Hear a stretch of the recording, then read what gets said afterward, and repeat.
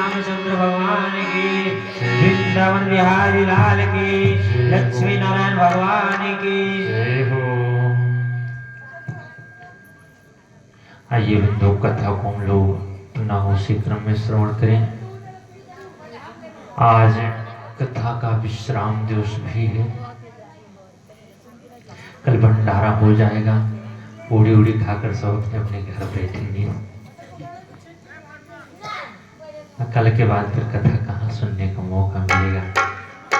इसीलिए वैसे बंधु ये जो भगवान की कथा है, हरि अनंत हरि कथा, भगवान भी अनंत और भगवान की कथा भी अनंत। अब हम कहते तो जी भगवान अनंत, लेकिन सब सुने होंगे भगवान तो एक है। ईश्वर कितना है? ईश्वर एक है, लेकिन हम तो कह रहे हैं हरि अनंत। बंधुओं, भगवान जो है वो अनंतों रूप में है और उनकी कथा भी अनंत है। तो ये कथा कभी समाप्त होने वाली तो है नहीं। कथा को विराम दिया जाता है।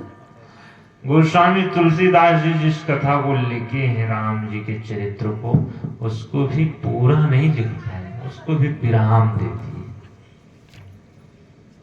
तो ये जो हम आप इस देवड़िया ग्राम सभा की पावन भवन पर बैठकर आज भगवान की कथा श्रवण कर रहे हैं, ये भी आज विराम हो जाएगी। यहाँ जितनी भगवान की कृपा होगी हम आपके ऊपर, उतनी आज भी भगवान हनुमंत लाला की कृपा से श्रवण करेंगे। कल भगवान कहाँ पहुंचे थे? कल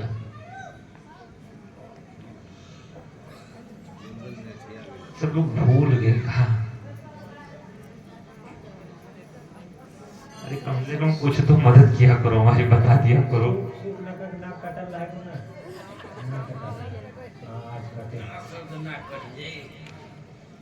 काट दिया जाएगा।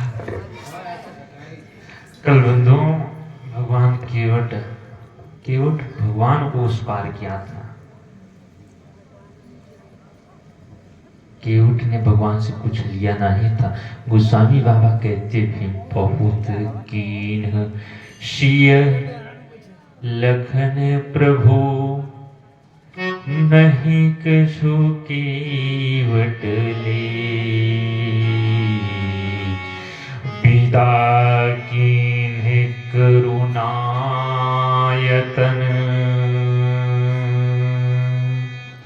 भगति विमल वर दे।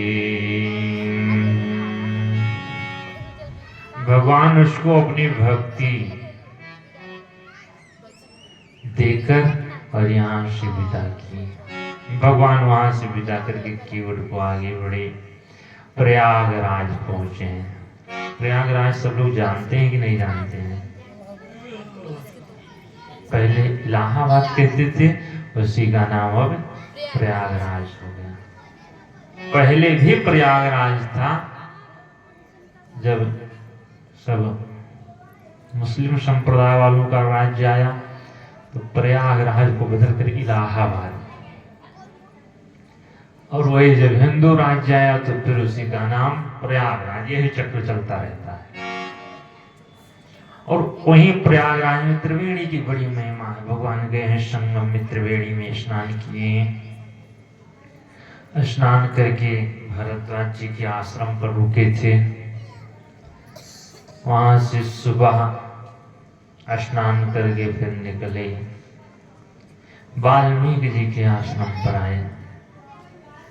वाल्मीकि जी बड़े प्रसन्न हुए। वाल्मीकि मन आनंद हारी, इतना आनंद। वाल्मीकि जी बैठे, राम जी ने कहने लगे, महाराज अब यहाँ रहने का हमको कोई स्थान बताइए।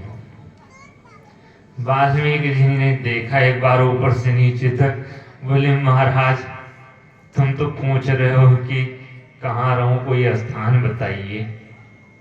पूछो मोहि की रहो कहाँ, आप तो पूछ लिए कि मैं कहाँ रहूं, लेकिन मैं पूछत सकुचाऊं। मुझे संकोच लगता है पूछने में कि आपको मैं कौन सा स्थान बताऊं रहने के लिए। भगवान बोले, रे महाराज, संसार में सबको रहने का स्थान है, हमको ही कोई स्थान नहीं मिलेगा। वाल्मीकि जी ने कहा, महाराज कौन सा स्थान बता दूं? जहां आप ना हो वो स्थान बताओ तो मैं बता दूं कि वहां रह जाओ। आखिर आप ही तो कण कण में व्याप्त हो, हरि व्यापक सर्वत्र समाना, और आपको मैं कौन सा स्थान बताऊं? राम जी ने कहा, महाराज नरलीला के लिए कोई स्थान बताओ जहां मैं रहकर अपनी नरलीला को संपन्न कर सकूं। वाल्मीकि जी ने कहा, अगर नरलीला करना है तो एक काम करो, तुम चले जाओ। 14 स्थान यहाँ वाल्मीकि जी बताए थे, लेकिन जो 14 स्थान बताए थे बंधु, कौन कौन से? जिनके श्रवण समुद्र समाना, जिनके कान समुद्र जैसे हों, और कथा तुम्हारी सुभग सरीनाना, और कथा नदी जैसी हो। कान समुद्र और कथा नदी। बंधु, समुद्र और नदी का एक संबंध होता है। नदियां हमेशा समुद्र में जाती रहती हैं, लेकिन समुद्र कभी ये नहीं कहता कि भैया अब हम भर गए, अब रहने दो। ये कभी कहता है 24 घंटे नदियां जाती रहती हैं, लेकिन समुद्र कभी भरता नहीं। ठीक उसी प्रकार कान में कथा हमेशा जाती रहे और मन ना भरे, भरे ही निरंतर हो ही ना पूरे। आज 11 दिन से कथा चल रही है, आप लोगों का मन भर गया है कि नहीं भरा? अभी नहीं भरा। बंधुओं, भगवान उसी के हृदय में निवास करते हैं जिसका मन ना भरे कथा से जीवन भर, और जिनका मन भर जाए, गोस्वामी बाबा कहते हैं, राम कथा जी सुनत अघाही, राम कथा जिन सुनत अघाही, राम कथा जी सुनत अघाही, राम कथा जी सुनत अघाही, रस विशेष जाना तिन्ह नाही, रस विशेष जाना तिन्ह नाही। जो राम जी की कथा को सुनकर अघा जाए। अघाना आप लोग जानते हैं कि नहीं? जब कभी कभी भोजन कर लोग कहते हैं अघा गए, यहाँ भी कहते हैं कि नहीं कहते हैं? तो बंधु, राम कथा जी सुनत अघाही, जिनका मन भर जाए वो समझ जाओ रस विशेष जाना तिन्ह नाही, वो कथा के रस को ही नहीं जान पाया। कथा की एक बहुत बड़ी महिमा है कि आप एक ही कथा 1000 बार सुनोगे, और जितना ज्यादा बार सुनोगे उतनी ही भूख बढ़ती जाएगी। अभी एक कोई चुटकुला सुनाया जाए तो एक बार सुनाएंगे सब लोग हंसोगे, दोबारा सुनाएंगे तब भी क्या हंसोगे। कोई कहानी सुनाया जाए, एक बार सुनोगे तो आनंद आएगा, दोबारा सुनोगे तब भी क्या मजा आएगा। आधे सुनाएंगे फिर मन उधर कर लोगे, महाराज ये तो जानते हैं। लेकिन ये जो कथा है बंधुओं, कथा भी सब जानते हुए भी जितनी बार कथावाचक आएंगे उतनी बार सब उतने ही लगन से आकर सुनोगे कथा। कथा की महिमा है। वाल्मीकि जी भगवान से कह रहे हैं, महाराज भर ही निरंतर हो ही न पूरे, जिनके कान में कथा जाती रहे और मन ना भरे। बंधुओं, समुद्र की एक और विशेषता है कि जितनी नदियां, ऐसा नहीं कि केवल बड़ी बड़ी नदियां, पवित्र गंगा गोदावरी जैसी नदियां जाए तभी। समुद्र में जितनी छोटी मोटी गंदी पवित्र जितनी नदियां हैं सब जाती हैं, लेकिन समुद्र सबको अपने में समाहित कर लेता है। ठीक उसी प्रकार कथावाचक चाहे जैसा भी हो, कान में कथा जाए लेकिन उसका मन ना भरे। और यहां से 14 स्थान बताए। अच्छा, ऐसा 14 स्थान बताए, कौन कौन सा? अगर हम सबका विस्तार करेंगे तो शायद आज का समय उसी में चला जाएगा, इसलिए एक लाइन में समझ लो। 14 स्थान कौन कौन सा? वही 14 स्थान हमारी 5 ज्ञानेंद्रियां और 5 कर्मेंद्रियां कितने हो गए, और चतुष्टय अंतःकरण मन बुद्धि चित्त अहंकार कितने हुए, 14 ज्ञानेंद्रियां कर्मेंद्रियां और अंतःकरण चारों। ये चारों जिसके भगवान में ही लगे रहे, करनित करहि राम पद पूजा, हाथ हमेशा भगवान का पूजन करें। चरण राम तीर्थ चले जाहि, चरण भगवान के तीर्थ जाएं। और आंखें लोचन चातक जिन्ह करी राखे, आंखें हमेशा चातक की तरह देखती रहे, रहाहि तरस जलधर अभिलाषी। आंखें कान हाथ पैर भगवान में ही जिनके लगे रहे, भगवान उनके हृदय में वास करो। वाल्मीकि जी ने यही 14 स्थान बताए। भगवान के गुरुदेव अभी तो ऐसा स्थान मिलने वाला नहीं, कोई अभिवास के लिए बताओ स्थान जहां मैं रहकर नर लीला कर सकूं। वाल्मीकि जी ने कहा महाराज अगर ऐसा स्थान चाहिए तो चले जाओ तुम चित्रकूट, चित्रकूट गिरी करहो निवासु, और तहां तुम्हारे सब भांति सुपासु। वहां तुम्हारे लिए बड़ा सुंदर स्थान है। क्यों? क्योंकि वहां अत्रियादि मुनि वरे बहुवशहि, अत्रियादि मुनि वरे वरे बसहु, अत्रियादि मुनि वरे बहुवशहि, अत्रियादि मुनि वरे बहुवशहि। करहि जोग जप तप तन कसहि, करहि जोग जप तप तन कसहि, अत्रियादि मुनि वरे बहुवशहि, अत्रियादि मुनि वरे बहुवशहि। और यहाँ से चित्रकूट पर्वत पर भेजे हैं भगवान गए हैं, बड़ी सुंदर पेंडुपट्टी गोदावरी के किनारे छा कर रहे हैं। वहां बंधु 3 प्रकार के लोग आए हैं भगवान से मिलने। सबसे पहले देवता अमर नाग किन्नर दिगपाला, चित्रकूट आए तिहि काला। देवता पहुंचे देवलोक से सब, और जब देवता पहुंचे तो देवता रोते हुए पहुंचे, महाराज करी बिनती दुख दुसार सुनाई। अपना अपना दुख लेकर महाराज कोई उपाय करो, रावण का इतना अत्याचार, हमारे पुण्यों का फल सुख कब मिलेगा। भगवान बोले चिंता मत करो, तुम्हारे पुण्यों का फल देने के लिए ही हम आए हैं। यहाँ से भगवान देवताओं को विदा किए तो आवत देखे मुदित मुनि वृंदा, आवत देखे मुदित मुनि वृंदा, आवत देखे मुदित मुनि वृंदा, आवत देखे मुदित गाइए। कीन दंडवत रघुकुल चंदा, कीन दंडवत रघुकुल चंदा, मुनि रघुवर लाई उर लेहि, मुनि रघुवर लाई उर लेहि। सुखल होन हित आशीष देहि, सुफल होन हित आशीष देहि। सिय सौमित्र राम छवि देखहि, सिय सौमित्र राम छवि देखे।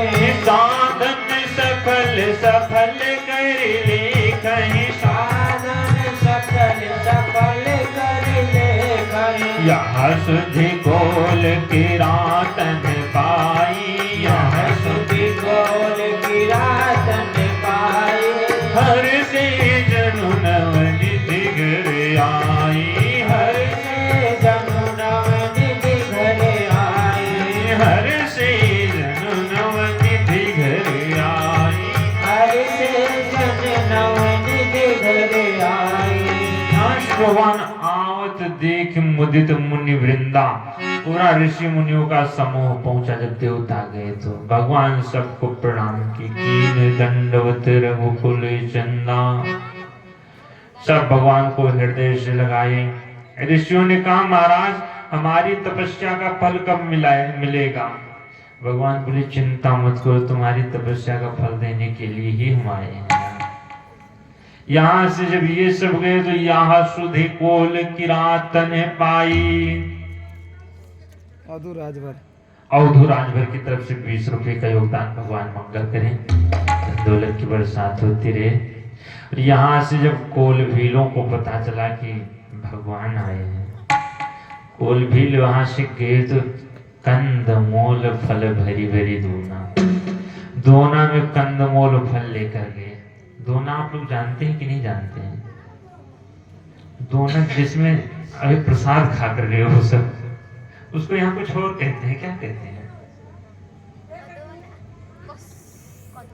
पत्थर वाला दोना। नहीं, कुछ यहाँ कहते हैं, हम भूल गए। हाँ, क्या कहते हैं उसको? कटोरा। कसोरा कहते हैं।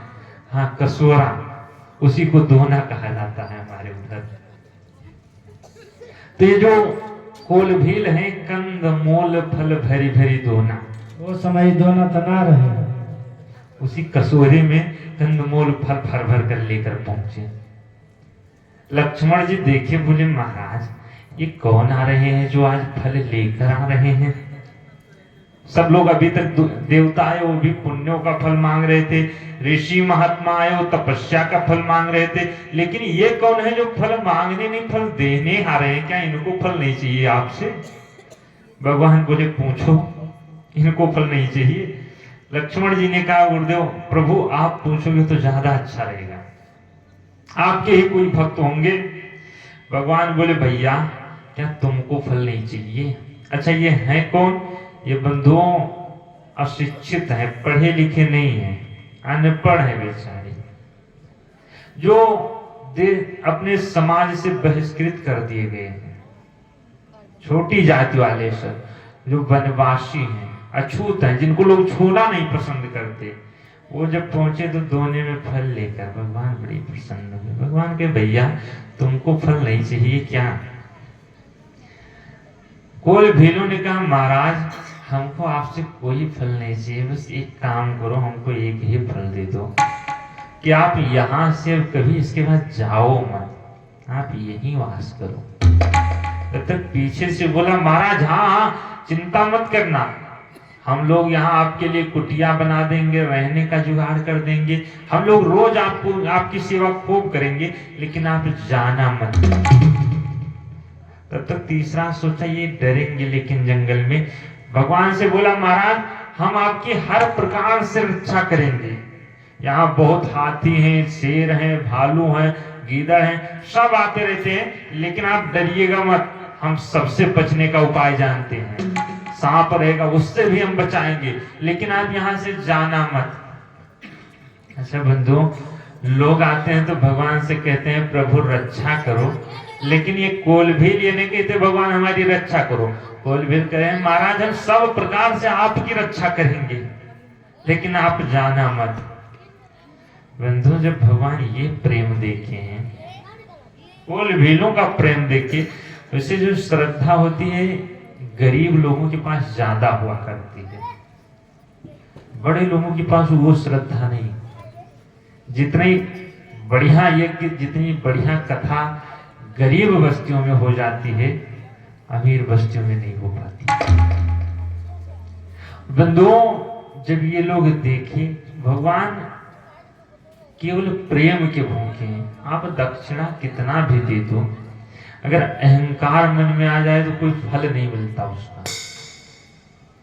और कोलभीलों ने देखा जब भगवान के वहां प्रेम, भगवान को केवल राम ही केवल प्रेम प्यारा, केवल प्रेम चाहिए भगवान को। और जो ही भगवान इनका भाव देखे बंधु, 14 वर्ष की जो वन यात्रा थी भगवान की, भगवान 12 वर्ष इन्हीं कोलभीलों के बीच में ही व्यतीत कर दी। बोली राघव सरकार की जय। और इधर से अयोध्या में सुमंत्र जी आए हैं, राजा दशरथ को खबर सुनाए। दशरथ जी खबर सुनते ही राम राम कहे, राम कहे, राम राम कहे, राम 6 बार राम राम कहे, और दशरथ जी देवलोक को चले गए प्राण त्याग कर। बोली श्राघव सरकार की। इधर से सुमंत्र जो दशरथ जी के मंत्री थे, उन्होंने 2 सेवकों को भेजा कि जाओ भरत और शत्रुघ्न ननिहाल में है, उनको बुला लाओ। भरत जी को जब लेकर आए हैं, भरत जी पहुंचे कैकेयी मैया के पास। कैकेयी मैया आरती की थाल सजाकर उस समय निकली। समय क्या चल रहा था अयोध्या में? उस समय दशरथ जी का जो मृतक शरीर था वो नाव में तेल में भरकर रख दिया गया था कि भरत जी आएंगे तो अंतिम संस्कार होगा। और यहाँ पूरा अयोध्यावासी दुखी था, लेकिन 2 लोग प्रसन्न थे। केवल पूरे अवध में 2 प्रसन्न। कौन कौन आप लोग जानते हैं कि नहीं? एक कैकेयी और एक मंथरा। ये दोनों प्रसन्न। बंधुओं, अगर कहीं अच्छा काम भी बिगड़ जाता है तो ऐसा नहीं है कि अच्छा काम बिगड़ गया तो सब दुखी हो जाएंगे। कुछ लोग जो कैकेयी मंथरा के स्वभाव के होते हैं वो प्रसन्न हो जाते हैं। अभी यहाँ भी कथा चल रही है, अच्छा कार्य हो रहा है, कुछ बिगड़ जाए तो ऐसा नहीं है कि सब पूरा गांव दुखी हो जाएगा। कुछ जो उनके स्वभाव के होंगे वो दुखी ही वो खुश हो जाएंगे। और कहीं बुरा कार्य हो तो वहां भी कुछ लोग प्रसन्न हो जाते हैं। यहां भी 2 प्रसन्न। भरत जी गए, जो ही पहुंचे कैकेयी जी के भवन में, कैकेयी जी आरती की थाल सजाकर, सजी आरती मुदित ओठे धाई। कैकेयी जी सफेद वस्त्र में और अपने श्रृंगारहीन स्वरूप में जब आई है भरत जी के सामने, भरत जी तो पहले ही समझ गए थे कि हमारे पिता की मृत्यु हो चुकी है। भरत जी को पहले ही पता था। कैसे पता था? बंधुओं, भरत जी जब वहां से आए थे तो नंदी ग्राम में गए थे। ये जो राम जी के पूर्वज थे, इनके पूर्वजों की मूर्तियां नंदीग्राम में थी। जितने पूर्वज की मृत्यु होती थी सबकी मूर्तियां नंदीग्राम में लगाई जाती थी। तो जब कोई भी राजा या राजकुमार अयोध्या में प्रवेश करता था तो पहले जाते थे नंदीग्राम में, अपने पुरखों का दर्शन करते थे, फिर अयोध्या में प्रवेश करते थे। और जब ये भरत जी आए हैं, गए अपने पुरखों का दर्शन करने, तो जब पुजारी जी जो थे वो सबको पुष्प दे रहे थे कि ले चढ़ाओ, इनको सबको चढ़ाओ। और भरत जी जब सबको चढ़ाने लगे तो जब राजा रघु को चढ़ाए, फिर अज को चढ़ाए। अब जब अज के आगे पुजारी जी ने कहा लो चढ़ाओ, तो भरत जी के हाथ कांप उठे। भरत जी ने कहा महाराज ये आगे भी चढ़ाना पड़ेगा? पुजारी जी ने कहा हाँ, आज के बाद इस पर भी। भरत जी चरणों को ही देखते रहे, ऊपर देखने की हिम्मत नहीं हुई कि अज के बाद हमारे पुरखे और कौन। भरत जी तो समझ गए वो नहीं। लेकिन बंधु, भरत जी इतने धीर गंभीर कि भरत जी वहां कुछ बोले नहीं। भरत जी सोचे कि चलते हैं, अपनी कैकेयी माता के ही मुख से सुनेंगी इस अशुभ सूचना को। और यहाँ जो ही आए हैं, माता कैकेयी प्रसन्न थी, भरत जी बड़े ही दुखी। भरत जी ने कहा मैया आखिर आप प्रसन्न हो, बाकी सब दुखी, ऐसा कारण क्या है? मैया ने कहा अरे बेटा ये तो कहो हमने सवरी बात बना दी, नहीं सब कुछ बिगड़ जाता। किसी प्रकार हमने बनाया है सब कुछ अयोध्या में। भरत जी ने कहा तो जब आप बना दी तो सब दुखी क्यों हैं? कैकेयी जी ने कहा कछुक काज विधि बीच बिगाड़ो। विधाता ने कुछ कार्य बीच में बिगाड़ दिया। देखिए बंधुओं, कोई कार्य बन जाता है तो हम आप भी कहते हैं कि हमने बना दिया, और कुछ कार्य बिगड़ जाता है जीवन में तो उसको ये नहीं कहते हमने बिगाड़ दिया, कहते हैं विधाता ने बिगाड़ दिया। वही दशा कैकेयी माता की। कैकेयी माता भरत से कही, बेटा तात बात मैं सकल संवारी, मैंने सारी बात संवार दी, बना दी, लेकिन कछुक काज विधि बीच बिगाड़ो। भरत जी ने कहा, मैया कौन सी बात विधाता ने बिगाड़ी? मैया कहने लगी, भूपति सुरपति फुरप गुरुधारो।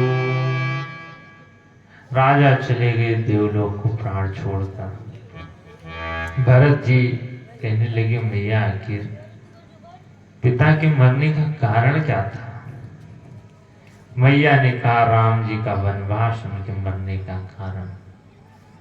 जो ही राम जी का वनवास सुने भरत जी, पिता का मरण भूल गए। भारत ही विसरो पितु मरण। भरत जी ने कहा, आखिर मैया तुमने जो वरदान मांगा, वर मांगत मन भई नहीं पीड़ा। वरदान मांगते हुए तुम्हारे मन में पीड़ा नहीं हुई, तुम्हारी जिह्वा नहीं कट गई उस समय। भरत जी हम माता कैकेयी को बहुत बुरा भला शब्द बोले और यहां से उठकर गए माता कौशल्या के पास। कौशल्या माता भरत जी को गोद में बिठा ली। बंधु, कौशल्या माता कितनी भोली माँ है, जो कि जिनके कारण उनके बेटे को वन जाना पड़ा, आज उन्हीं के बेटे को गोद में लेकर और बैठ गई। माता कौशल्या ये संसार को दिखा रही हैं, ये तुम देख लो कि राम के जाने से हमारी गोदी सोनी नहीं हुई जब तक भरत है हमारी गोदी। और यहां से बंधुओं भरत जी गए हैं, वशिष्ठ जी के कहने से जैसा जैसा वेदों में वर्णित है, अपने पिता का अंतिम संस्कार किए हैं। गोस्वामी बाबा कहते हैं, पितुहित भरत कीन्ह जसी करनी, सो मुख लाख जाई नहीं वरनी। पिता के लिए जैसा अंतिम संस्कार भरत जी ने किया, वैसा 100 मुख से वर्णन नहीं किया जा सकता। और वहां से आए 13 दिन तक तो कोई चर्चा हुई नहीं। जब 13 दिन बाद श्राद्ध कर्म वगैरह हो गया तो एक दिन गुरुजी सभा बुलाए, वशिष्ठ जी पूरी सभा बिठाए। भरत जी उसी में सामने बैठे हुए थे। भरत जी एकदम नीचे देख रहे हैं। भरत जी किसी की तरफ नहीं देखे। भरत जी सोच रहे हैं, अगर मैं किसी की तरफ देखूंगा तो वही उंगली उठाएगा कि सब कुछ अयोध्या में जो हो रहा है इसी की वजह से हो रहा है। भरत जी किसी की तरफ देखे नहीं। वशिष्ठ जी पास में बुलाए। भरत वशिष्ठ निकट बैठारी, नीति धर्म में वचन उचारी। वशिष्ठ जी भरत जी को समझाने लगे, बेटा सुनो भरत भाभी प्रबल, बिलखी कहो मुनिनाथ। वशिष्ठ जी ने कहा, भरत जो भगवान की भाभी होती है बड़ी प्रबल होती है। और इतना ही कहते हुए वशिष्ठ जी बिलख कर रोने लगे। बिलखी कहो मुनिनाथ। आज वशिष्ठ जैसा यानी बिलख कर, जैसे बिलख कर बच्चे रोते हैं वैसे वशिष्ठ जी लगे रोने। तो कहने लगे, हानि लाभ जीवन मरणो, यश अपयश विधि हाथ। इस संसार में सब कुछ तो भगवान हमारे हाथ में दे दिए, लेकिन अच्छा चीज विधाता अपने हाथ में लिया है। क्या क्या? हानि लाभ जीवन मरण और यश अपयश विधि हाथ। अगर हम आप व्यापार तो कर सकते हैं, लेकिन उसमें हानि होगा कि लाभ होगा ये हम नहीं कर सकते, ये विधाता ही कर सकता है। और जीवन मरण ये दोनों भी विधाता के ही हाथ में। और यश और अपयश, बंधुओं आप अच्छा काम कर रहे हो ये तो आपके हाथ में है, लेकिन उससे यश मिलेगा कि अपयश मिलेगा ये हम आपके हाथ में नहीं है। परम पूज्य सदगुरु भगवान यहाँ आए देवड़िया ग्राम में कथा कर रहे हैं, कितनी अच्छी बात है, कथा तो कर रहे हैं, लेकिन इससे यश मिलेगा कि अपयश मिलेगा ये हम आप नहीं जान सकते। विधाता को जो देना होगा वो विधाता दे देगा।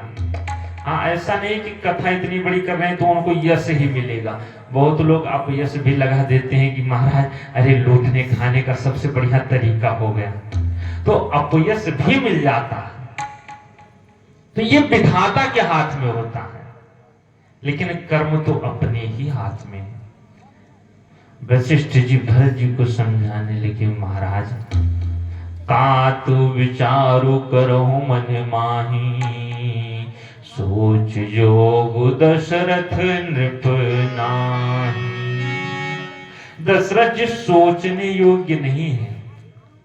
दशरथ जी के जैसा आज तक ना कोई था, ना तो है और ना तो आगे रहेगा। भयो ना आहाई ना अब हो निहारा, भयो ना आहायो ना अब हो निहारा, भयो ना आहाई ना अब हो निहारा, भयो ना आहाई ना अब हो निहारा। भूप भरत जस पिता तुम्हारा, भूप भरत जस पिता तुम्हारा। सोचनीय नहीं कौशल राओ, सोचनीय नहीं कौशल राओ। भुवन चारि दस प्रगट प्रभाओ, भुवन चारि दस प्रगट प्रभाओ। विधि हरिहर सुरपति दिशनाथा, विधि हरिहर सुरपति दिशनाथा। पर नहीं सब दशरथ गुण गाथा, पर नहीं सब दशरथ गुण गाथा, पर नहीं सब दशरथ गुण गाथा, पर नहीं सब दशरथ गुण गाथा। भरत जी को वशिष्ठ जी समझाने लगे, बेटा भयो न आए, कभी कोई हुआ नहीं भूप भरत जैसे पिता तुम्हारा। सोचनीय नहीं कौशल, आप पिता के बारे में सोच छोड़ दीजिए। अगर सोचना है तो ऐसे ब्राह्मण का सोच करना चाहिए जो वेद को ना पढ़ा हो।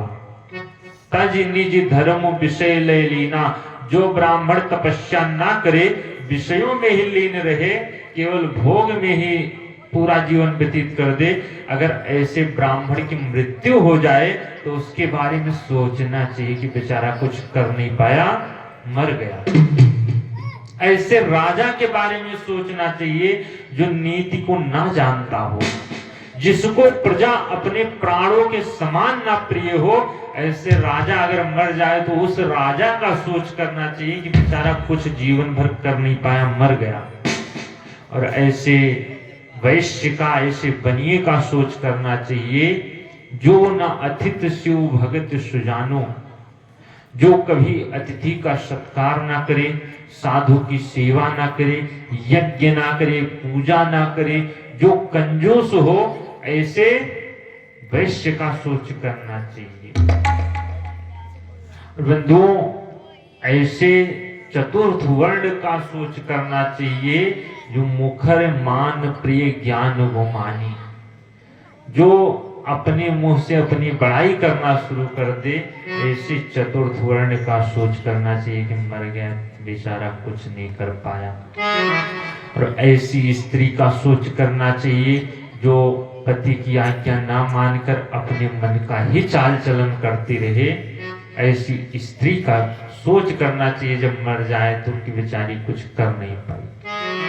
और तुम जिस राजा की सोच कर रहे हो उनके बारे में सोचो मत, क्योंकि उनका तो गुणगान ब्रह्मा विष्णु महेश और दिग्पाल भी किया करते हैं।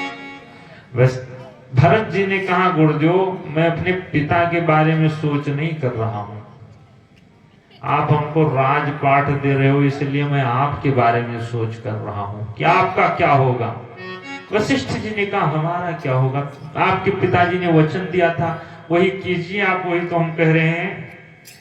भरत जी ने कहा गुरुदेव हमारे पिताजी थे, उन्होंने माता को वचन दिया था और उनकी मृत्यु हो गई हमारे राजपाट के लिए।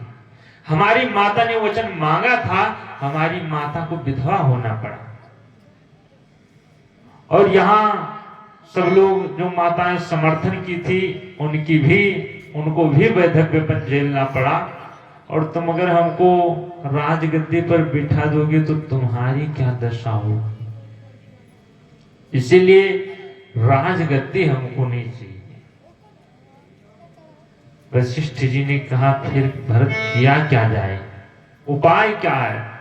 भरत जी ने कहा गुरुदेव आपन दारुण दीनता सब ही कहूं समझाई, देखी बिन रघुनाथ पद जिय की जरनी न जाए। बिना भगवान के चरणों का दर्शन किए हृदय की जलन नहीं जा सकती। इसीलिए सब लोग चलो भगवान के चरणों का दर्शन करेंगे वहीं चित्रकूट में, और वहीं से सब लोग भगवान का राज्याभिषेक करके भगवान को ही गद्दी पर विराजमान करेंगे। जो ही भरत जी ने ये शब्द कहा, एक ही शब्द कहा, पूरी जनता भरत जी की तरफ हो गई। भरत बिल्कुल सही कह रहे हो। वशिष्ठ जी सोचने लगी आधे घंटे से प्रवचन हम दे रहे हैं, भरत एक ही शब्द में सबको अपनी तरफ कर लिए।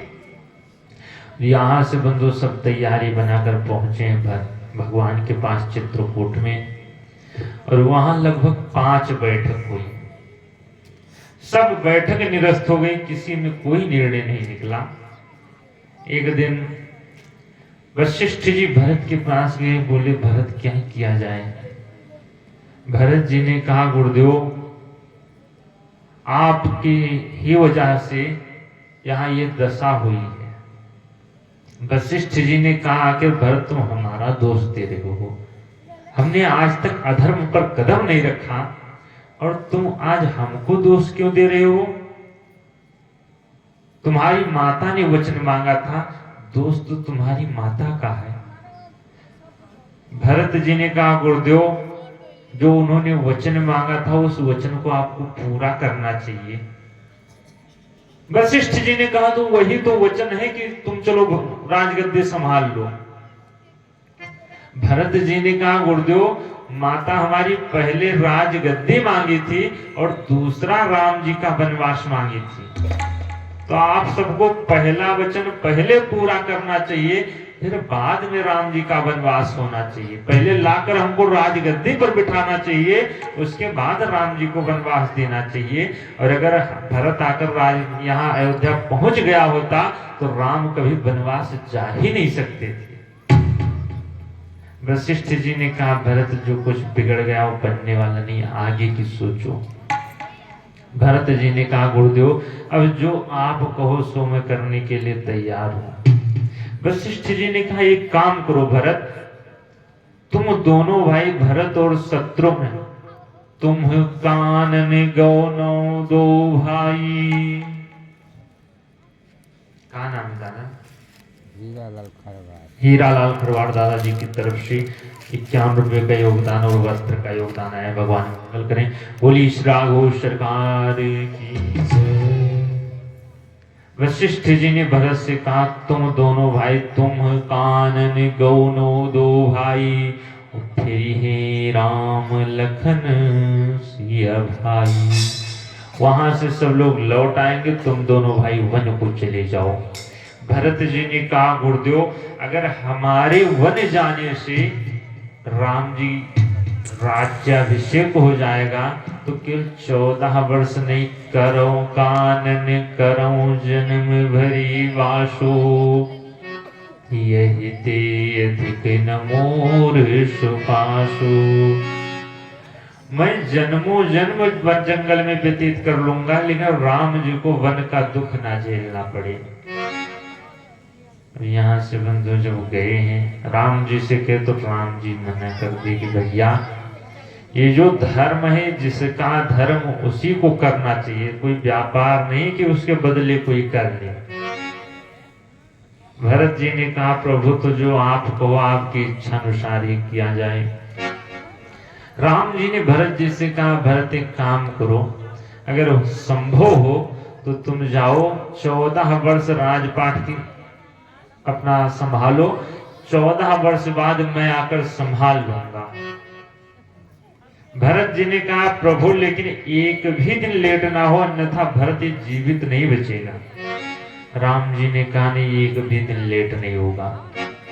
और वहां से भगवान का खड़ाऊ लेकर भरत जी आए हैं। 14 वर्ष नंदी ग्राम में गड्ढा खोद कर रहे और खड़ाऊ का राज्याभिषेक हुआ। बोली श्राग हो सरकार की। यहाँ बिंदु चित्रकूट में भगवान बहुत सारा चरित्र किए। गोस्वामी बाबा कहते हैं एक बार का चरित्र बड़ा सुंदर चरित्र है। एक बार भगवान चित्रकूट में बैठे हुए थे, तो उसी समय अपने हाथ से के पुष्प तोड़े हैं, पुष्प चुनकर लाए और अपने हाथ से आभूषण बनाए माता सीता के लिए। अपने हाथ से माला बनाए, अपने हाथ से फूल का कुंडल बनाए, माता सीता को पहना रहे थे। शीत ही पहिराए प्रभु सादरे। और एक पत्थर पर बैठकर भगवान माता सीता को सजा रहे थे। तब तक इंद्र का जो बेटा था जयंत नाम था, जयंत ने देखा कि रे इनको तो लोग कहते हैं ब्रह्म है, साक्षात भगवान है, और ये तो कामी पुरुष है जो अपनी पत्नी को सजा रहा है। अच्छा भगवान सजा क्यों रहे थे? भगवान संसार को दिखा रहे हैं। बंधु नारी की जहां पूजा होती है, नारी का सम्मान होता है, वहां देवता वास करते हैं।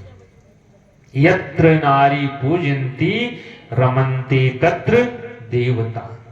जहां नारी का सम्मान होता है वहीं देवताओं का वास होता है। भगवान सम्मान कर रहे थे माता सीता को। उसी समय इंद्र का बेटा जयंत देखा रे ये तो भगवान हो नहीं सकते जो नारी को सजा रहे हैं। वो सोचा कि लाओ चलते हैं, हम इनका दर्शन करेंगे, आज इनका हम बल अजमाएंगे कि ये भगवान है तो भगवान कैसे हैं, हमसे बलवान है क्या। अब वह चला जब वहां से तो पहुंचा, माता सीता के चरणों में चोंच मारा। सीता चरण चोंच हेती भागा। सीता जी के चरणों में चोंच का प्रहार किया, लेकिन बंधु सीता जी कुछ बोली नहीं इसको। ये चोंच का प्रहार करके गया, सामने पेड़ पर बैठ गया। सीता जी सोचने लगी कि ये हमारा इंद्र का बेटा। अच्छा सीता जी जगत जननी है, संसार की माँ, तो जयंत की भी माँ है। सीता जी सोची कि कम से कम हमारा बेटा है, आखिर नहीं जान पाया तो उड़ जाए ठीक रहेगा। अच्छा कौवे का रूप धारण करके गया था, लेकिन जब वो नहीं गया, चला रुधिर रघुनायक जाना।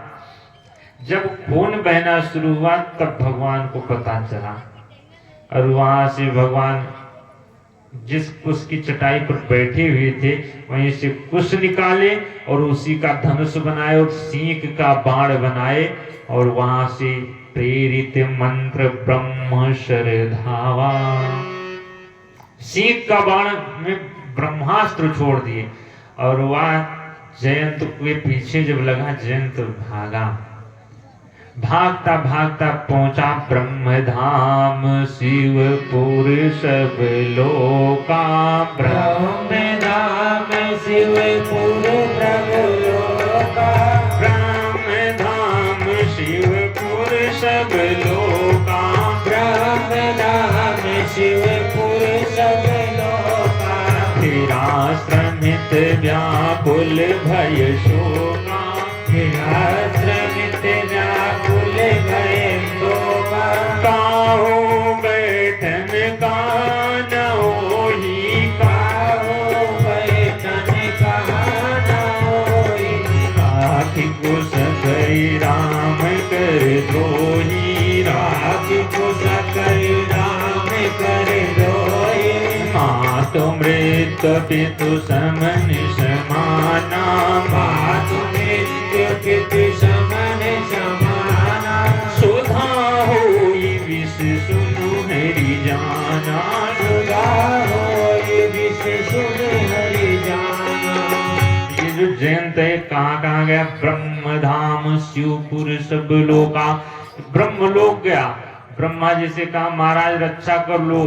ब्रह्मा जी ने कहा अरे राम जी का बाण है, उससे कौन रक्षा कर सकता है। चलो यहाँ से शंकर जी के पास पहुंचा। शंकर जी भी मना कर दिए। अपने पिता इंद्र के पास पहुंचा। इंद्र ने भी नहीं बैठने को कहा। काहू बैठने कहा न ओही, राखी कुछ कई राम करे द्रोही। राम जी को द्रोही को कौन रख सकता है? बंधुओं, अगर राम का द्रोही तो कोई बचाने वाला नहीं उसको। माँ तुम मृत्यु पितु समन समाना, माता मृत्यु के समान हो जाती है और पिता यमराज के समान हो जाते हैं अगर भगवान से विरोध कर लो तो।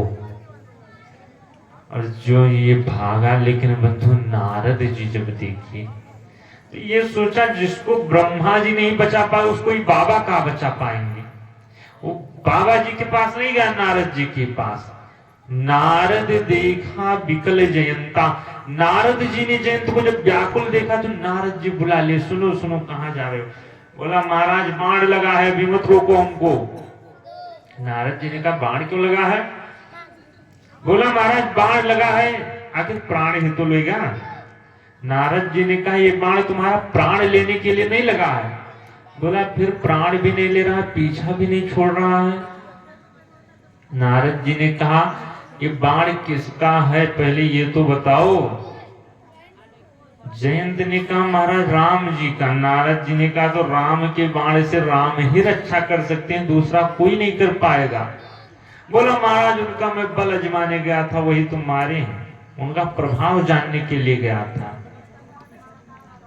नारद जी ने कहा फिर उन्हीं के पास जाओ। बोला अभी फिर जाएंगे तो फिर पूछेंगे जब आए थे प्रभाव देखने के लिए तो लौट क्यों आए, देख लो प्रभाव। नारद जी ने कहा तो बोल देना तब आए थे महाराज प्रभाव देखने, अब आया हूं स्वभाव देखने। और यहां से जयंत भागता भागता भगवान के चरणों पर गया, गिर पड़ा। भगवान जयंत से बोले जयंत अब क्यों आया? बोला महाराज तब आए थे प्रभाव देखने, अब आए हैं आपका स्वभाव देखने कि आपका स्वभाव कैसा है। और भगवान को दया आ गई। भगवान सोचने लगे हमारा बाण तो अमोघ होता है, क्या करें इस बाण को। तो जयंत की एक आंख फोड़ दी। एक नयन करी तजा भवानी। एक कौवे के रूप में गया था। आज भी कौवे को देखोगे तो उसके एक ही आंख होती है। जानते हैं आप लोग कि नहीं जानते हैं? होती दोनों है लेकिन गोलक एक ही होता है। ऐसे ऐसे देखेगा, कभी सीधा नहीं देखता है। तो बंधुओं एक आंख भगवान आखिर फोड़े क्यों? क्योंकि बंधु भगवान दिखा रहे हैं कि ये जो सीताराम जी हैं इनको दोनों को एक दृष्टि से देखना चाहिए। जो सीता है वही राम है, जो राम है वही सीता है। यहां से जयंत पहुंचा अपने देवलोक, सबको खबर जना दिया भैया वो साक्षात ब्रह्म अजमा कर आए हैं। सबको जब बताने लगा भगवान सोचने लगे अब यहाँ तो भीड़ हो जाएगी। बहुरी राम ऐसे मने अनुमाना, बहुरी राम ऐसे मने अनुमाना, बहुरी राम ऐसे मने अनुमाना, बहुरी राम ऐसे मने अनुमाना। होई है भीड़ सब ही मोहि जाना, होई है भीड़ सब ही मोहि जाना। सकल मुनि सन विदा कराई, सकल मुनि सन विदा कराई। सीता सहित चले दो भाई, सीता सहित चले दो भाई। अत्रि के आश्रम